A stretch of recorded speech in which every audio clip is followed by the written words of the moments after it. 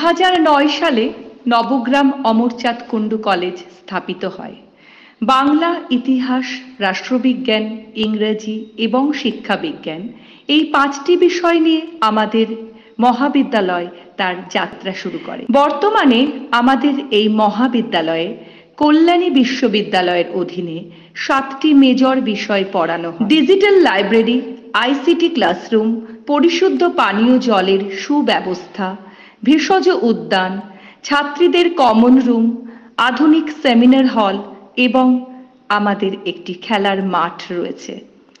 আমাদের NSS unit সারা বছর বিভিন্ন সমাজ সচেতনতামূলক কর্মসূচি পালন করে থাকে এবং এলাকার সকল মানুষের মধ্যে সচেতনতা গড়ে তুলতে সাহায্য করে। আমাদের ছাত্রছাত্রীদের মধ্যে অধিকাংশই তপশিলি জাতি উপজাতি এবং সংখ্যালঘু সম্প্রদায়ের। আমাদের এই মহাবিদ্যালয়ের বড় বিশেষত্ব হল ছাত্রী সংখ্যা বেশি। প্রতিটি বিভাগে পর্যাপ্ত অধ্যাপক এবং অধ্যাপিকা রয়েছে, যাদের সহিত ছাত্রছাত্রীদের সম্পর্ক সৌহার্দ্যমূলক, যা আমাদের শক্তি।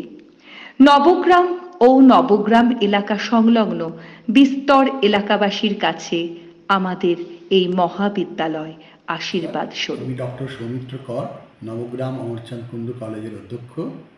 আধুনিক শিক্ষা ব্যবস্থার সঙ্গে সঙ্গতি রেখে আমাদের কলেজে সমস্ত ধরনের পরিকাঠামো গড়ে তোলা হয়েছে।